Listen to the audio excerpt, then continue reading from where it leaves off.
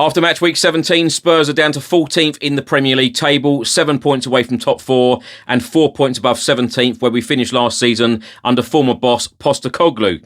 Various reports are stating that Tottenham's interest in Antoine Semenyo has now been dropped. Reports in Italy are stating that Roma are interested in a Spurs defender. Various reports in Italy, including from Fabrizio Romero, they are stating that Fabio Paratici is likely to leave Tottenham in the next couple of days. The Mali boss has come out and said Bissouma will play for us during the AFCON tournament. They are in contact with the Tottenham Hotspur doctors. Jamie Redknapp has come out and said that Spurs need better players. The Standard have reported that Solanke, Kulusevski and Udogie could all be back in a Spurs shirt sometime in January.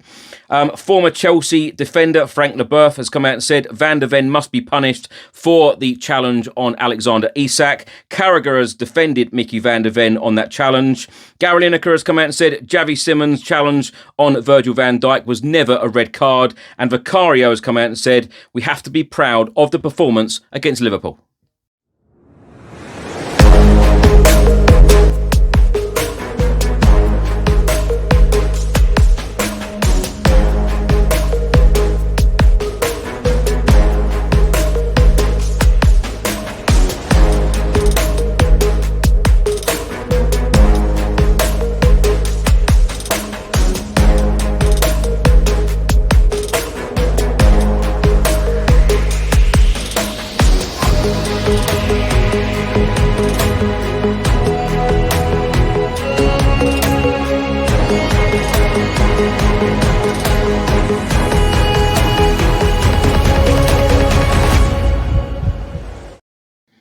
Hi everyone, hope you're well. Chris Cowlin here. This is another edition of Tottenham News, where I'll be going through all of the latest Spurs news, rumours and reports. If you're watching on YouTube, please do hit that subscribe button. We're now very, very close to 200,000 subscribers. And if you're listening to this on an audio platform, please do hit that follow button and leave a review if you can.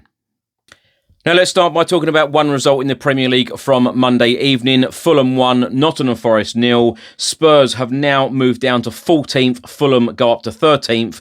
Now Spurs have played 17. We have won 6, we have drawn 4 and we have lost 7. We have scored 26 goals in our opening 17 games. We have conceded 23. We have a goal difference of +3. We have 22 points. We are now 7 points away from the top 4 and we are 4 points above 17th, where we finished last season under former boss Ange Postecoglou.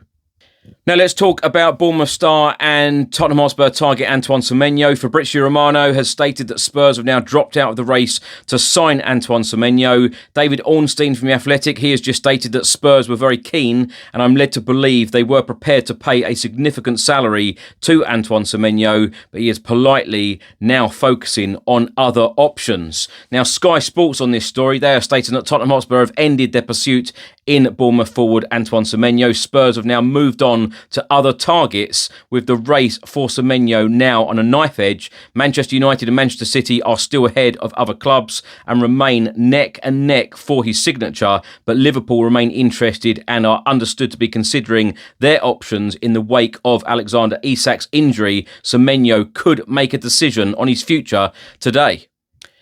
Now for some Spurs Women news. Now the Barclays Women's Super League broadcast selection for matchday 15 has now been confirmed, with our home fixture at the Tottenham Hotspur Stadium against Chelsea having its kick-off time changed for live TV coverage. The fixture will continue to take place on the original day scheduled, Sunday the 8th of Feb, although it will now kick off at the later time of 2:25 p.m. UK time. It will be televised live on BBC Two.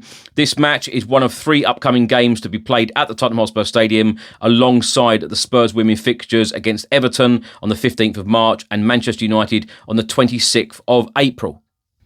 Tutto Mercato Web in Italy have reported that Radu Drăgușin's return to Serie A is becoming an increasingly concrete possibility as the January transfer window approaches. Roma have emerged as a serious suitor for the Tottenham Hotspur defender, who has just returned from an ACL injury after 11 months, looking to bolster a backline that has lacked consistency all season. Now, Italian journalist and transfer expert Fabrizio Romano has been talking about Tottenham's sporting director, Fabio Paratici. He has stated that Fiorentina are prepared to advance and seal the appointment of Paratici as new head of football. Formal steps needed with Tottenham, but Fiorentina are confident as the agreement is getting closer. And the latest from Gianluca Damasio, another Italian journalist and transfer expert, he has just stated that everything now points towards Fabio Paratici joining the Italian side, Fiorentina. Tottenham's final decision is expected in the next couple of days. Now, Opta have updated their predicted final Premier League table after this weekend's results. As I mentioned at the start, Spurs are currently 14th. Well, Opta have predicted that Spurs will finish 13th at the end of the 2025-2026 campaign. The Africa Cup of Nations kicked off on Monday. Mali drew 1-1 with Zambia. Now, captain Yves Bissouma did not feature in the Mali squad on Monday. Now, the manager has come out and said in many tournaments, some players start with injuries and then they become the team's most dangerous players in the quarterfinals, semi-finals or final. Now, Yves Bissouma is my captain. He is an important player. He is a leader of our team. But we didn't make this decision alone. Our doctor is in contact with Tottenham's medical staff. We have assurances that Yves Bissouma will be ready during this tournament. When the matches get tougher, we will be glad to have him with us. We need a captain who is both present mentally and physically. Staying on the subject of AFCON, Tottenham Hotspur midfielder Pape Matar will be on matchday international duty on Tuesday as Senegal take on Botswana. And the Standard have just reported potential return dates for 3 Tottenham Hotspur players, Dejan Kulusevski, Destiny Udogie and Dominic Solanke, could be sometime in January. Former Spurs midfielder, now TV pundit, Jamie Redknapp has been talking about Thomas Frank and Spurs on Sky Sports. He said, when do Tottenham get to the point where you can't keep chopping and changing managers? They have to maybe make the squad better and bring in better players. I feel that is a major problem for Tottenham. Thomas Frank is obviously not happy with his squad. He had better forwards at Brentford than what he's got now at Spurs. That is the difficulty for him. I'm now going to read out some very interesting stats from the Spurs v Liverpool game. Of course, Liverpool won the game 2-1 at the Tottenham Hotspur Stadium on Saturday evening. Now, from the 81st minute, Spurs had 8 shots, Liverpool had 0. Tottenham had 11 touches in Liverpool's box, Liverpool didn't have any, and Tottenham had 47 touches in the final third, Liverpool had none. Spurs goalkeeper Vicario has confirmed that Xavi Simons apologised to the players after the game, having lost 2-1 at home against Liverpool on Saturday. He said Xavi apologised with Romero. It was a weird situation, but we cannot change this kind of stuff. It is not on us. I think we need to take out of this game the positives that we showed in terms of character, effort and mentality that we put in this game to make ourselves proud going forward and to keep this energy inside ourselves. And I'm sure this could drive us throughout the season. Former Spurs striker, now TV pundit Gary Lineker has been talking about Xavi Simons' red card against Liverpool. He said, I mean, there's zero intent, absolutely zero. I mean, yes, Virgil van Dijk might have got hurt. That happens in football. It happens all the time. It doesn't mean to say it is a vicious foul. I just can't stand red cards like this for things like that. It was nothing. Lineker then went on to say, it's another one of those where you look at it in slow motion, you go, oh, blimey, he's raked down the back of his calf. In normal speed, it wasn't like that. It wasn't like that at all. And I know that they all thought it was a red card. And I understand now how they may look at these things, that they might go to the break it down so slowly. And when you see it in normal speed, it's just his foot landing. He flicks him. It is nothing. It is absolutely nothing. It's been confirmed by Liverpool Football Club that striker Alexander Isak has broken his leg following the challenge from Mickey van der Ven.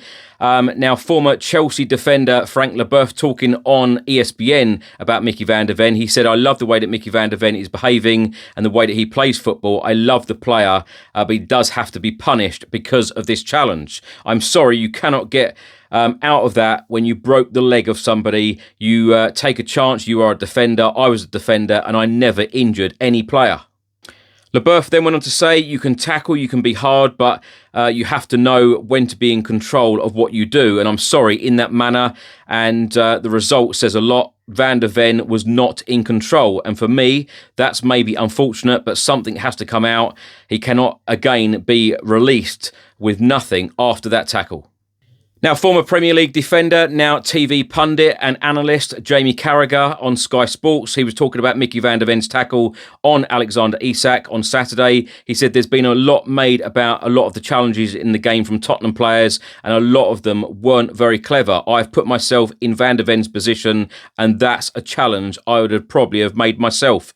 He's looking to try and block it. It's just a follow through. I don't know where anyone else thinks his foot is going to go. He has to make that challenge. You can't let the striker just get the shot away there in that situation. It is just really bad luck for Alexander Isak. It is probably one of the first glimpses that we have seen of his real quality in a Liverpool shirt. Now, my thoughts on everything in this episode. Let's start by talking about the league position at the moment. So on Christmas Day, Spurs are going to be sitting in 14th after match week 17. We're 7 points away from the top four, 4 points above 17th where we finished last season. Now, it is disappointing. I didn't expect at the start of the season that on Christmas Day we'd be sitting in 14th. But, where does Spurs go from here? We need a really good January transfer window.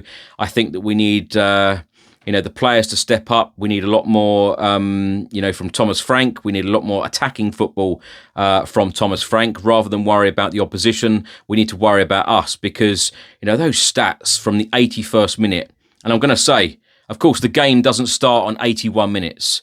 Up until that point, we looked at actually better team with 10 men rather than 11. And then we actually looked at better team with 9 men rather than 10 or even 11. And, Arnie Slot after the game actually come out and said it was like we had 9 men and they had 11.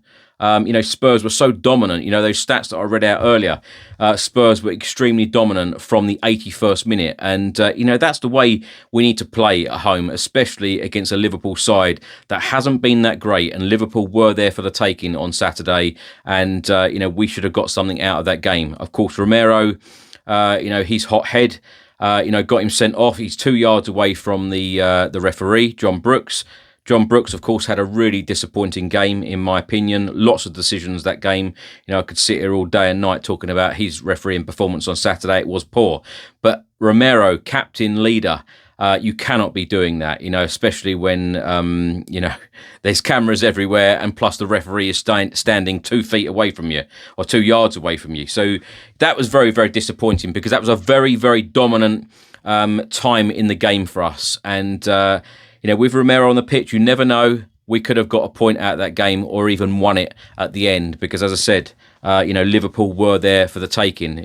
This was not the Liverpool from last season. Yes, we were playing the current champions, but they were nowhere near the form that they were last year. So disappointing to be sitting in 14th right now. The players need to give more. Thomas Frank needs to do more. And, of course, the board need to do more as well. This is a collective issue, in my opinion. Some players are not good enough. Some players are underperforming. Thomas Frank needs to change things up, needs us to be more attacking, needs us to worry about what we're doing rather than the opposition. And the board, as I've said, through so many transfer windows, if we're going to see ambition under this new structure of Enoch and the Lewis family, then, let's see it early on in this January transfer window. Because I tell you what, Thomas Frank really needs help at the moment in terms of in quality and depth. Of course, we are missing our attacking players. I don't know, everyone, every positive fan goes on about, when Thomas Frank gets these attacking players back, then we could be looking at a very, very different team. That could be true. That could be true. And I would like to see Thomas Frank still in charge to see that, to have a fully fit squad.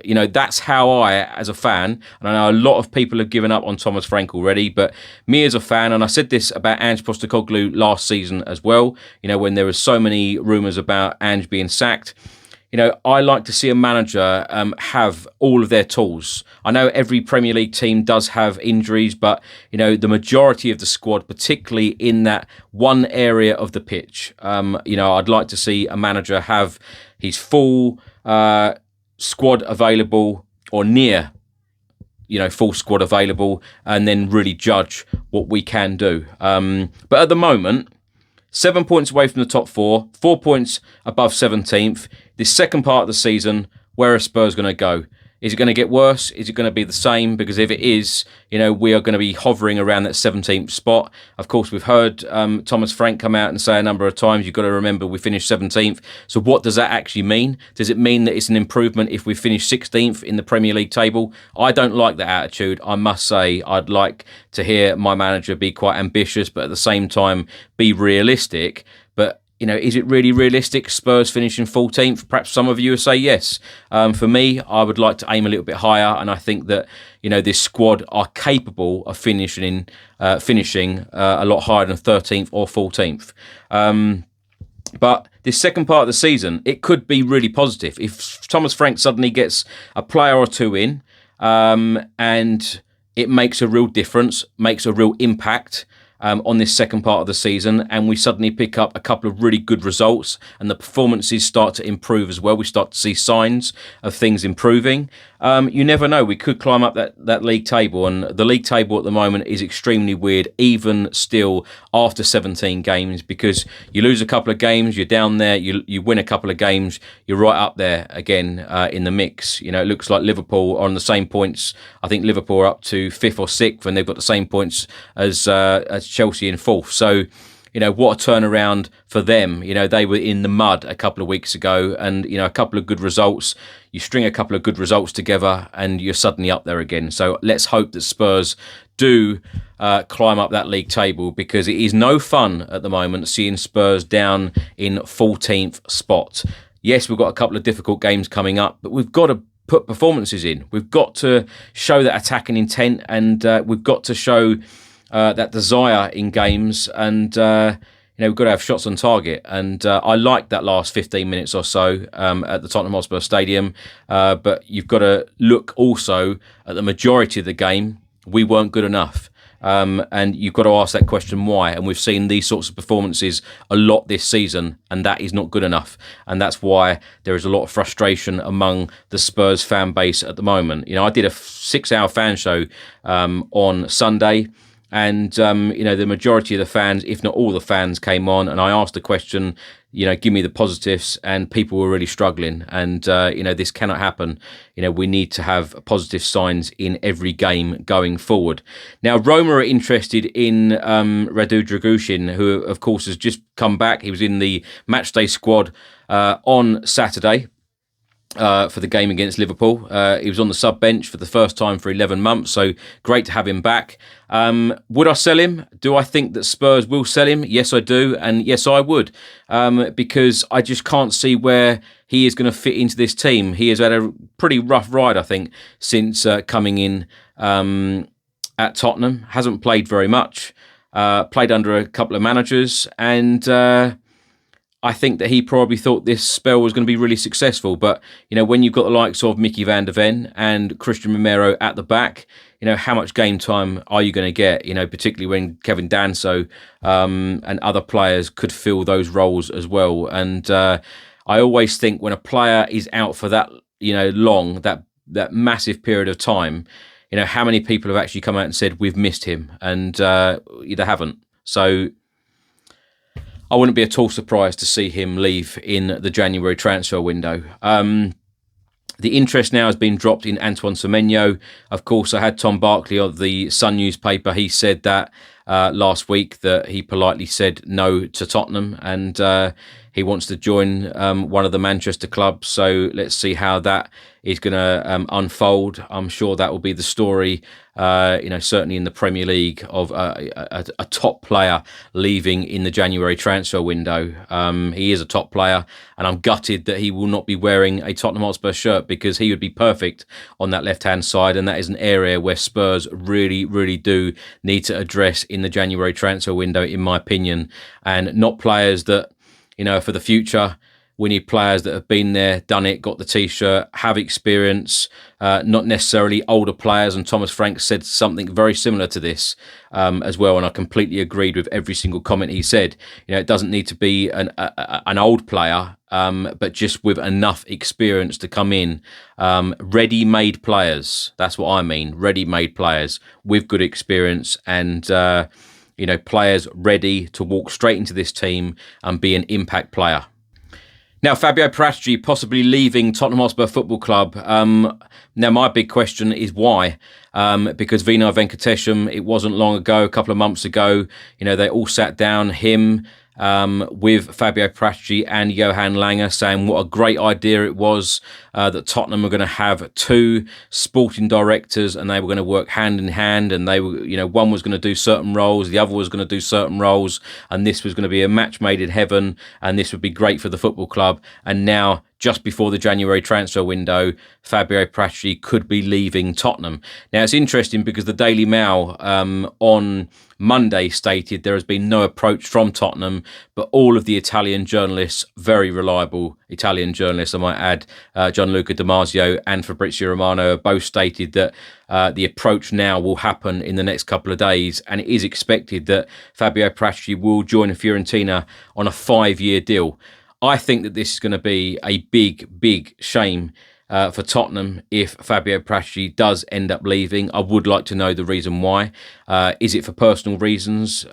Because we have heard and seen reports that Fabio Paratici does want to return to Italy. Is it for personal reasons, or has he had enough at Spurs and he fancies a new challenge back in Serie A? I would like to know the reasons, but I think this is going to be a big blow for Spurs, especially our preparations for the January transfer window, because Fabio's contact list is as long as your arm, and it is a very interesting one, and he makes a lot of deals happen. He knows a lot of people, and this could be devastating news for our transfer window. But you would hope that other personnel at Tottenham would have a contingency plan to have something in place in case something like this does happen. And like I've said before, we have to have an impact window. That's what I'll call it, an impact window of players coming in of real quality. Now, Bissouma will apparently play in the tournament, the AFCON tournament for Mali. The Mali boss has come out and said they're in contact with the Tottenham doctors. Now, I'm pleased to see Bissouma will get back, wearing his national colours, and hopefully he can then return and he can be an option for Thomas Frank if Thomas Frank needs him in the second part of the season, or he can come back and Spurs can offload him in the January transfer window. Whatever way Tottenham deal with this situation, you've either got to use the player that is there if Thomas Frank needs him. That is what I'm saying. If he needs him, he is there. But let's hope that Bissouma is back, fit, available, and playing football again, because it's never ever easy for a footballer to spend time out injured and miss so many games, because of course we haven't seen him in a Spurs shirt this season. So it'll be interesting to see how much game time he does actually get. But I like the fact that they are in contact with the Tottenham Hotspur doctors and they are liaising with them, so they are working together. Now, possible return dates: Solanke, Kulusevski, Udogie. I tell you what, these players cannot come back soon enough, particularly the ones in the final third, particularly Dominic Solanke and Dejan Kulusevski. I tell you what, them two should and will, I believe, add so much energy to that forward line, to that front third, and we are desperately in need of these players coming in. But of course, having said that, these players, they've spent a long time out, so it's going to take a long time for them to get back up to speed and be full match ready. So they may have to come back. It may be a gradual thing, and you would expect when these types of players come back, it would be from the bench anyway, and then they would have to build up their minutes. So it's going to take some time anyway. So whether they're seen in a Spurs shirt in January, it could be February, March before they're really up and running, how we want and expect them to play. Now, Jamie Redknapp has come out and said that Spurs need better players. I've covered that already. Of course, we need better players. We always need to refresh in transfer windows. You always need to do that. But particularly, Spurs league position, particularly these performances. Some of the players aren't good enough. Some of the players are underperforming. Thomas Frank has got to get better performances out of some of these players, and that's his job. That's why he's paid the big bucks to do exactly that. Now, Vicario has come out and said proud of the performance against Liverpool. As I've said before, the last 15 minutes or so, it was really positive that was, but some of the the other part of the game was not positive. And of course, the week before the Forest game, that was certainly not a positive. That was an horrendous performance, and we cannot have that repeated this season. You cannot be playing the way that we did against Forest, because we, in all honesty, got tore apart, and it should have been more than 3-0. And it was an embarrassing scoreline, but it could have been a lot more than 3.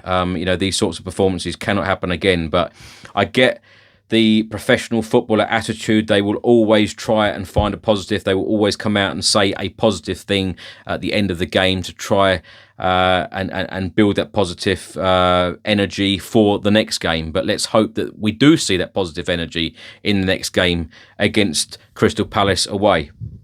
Now, the whole thing, Gary Lineker, Frank Leboeuf and Jamie Carragher have all commented about the red cards and about the Alexander Isak situation. I completely agree with Jamie Carragher. I can't see what else Mickey van der Ven could have done there, because he was trying to defend. And, I think every football fan always wants their defenders to put their body on the line, put everything on the line to try and stop a goal going in. That's exactly what Mickey van der Ven tried to do. But of course, Alexander Isak finished before he actually slid in. So I think that was just very, very unfortunate.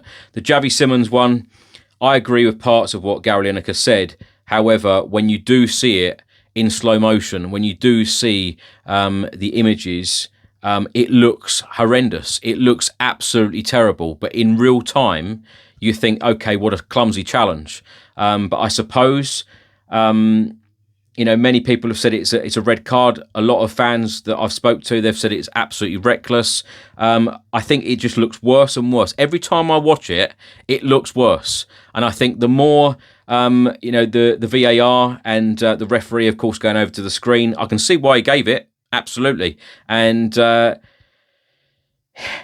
it probably is a red card, but it's just such a clumsy challenge, Xavi Simons. And interestingly, Xavi Simons and Christian Romero, when they both received their red cards, respectively, they both got applauded off by the Tottenham Hotspur fans when they walked down the tunnel. But, if we would have had Romero on the pitch right at the end, we perhaps could have got something out of that Liverpool game.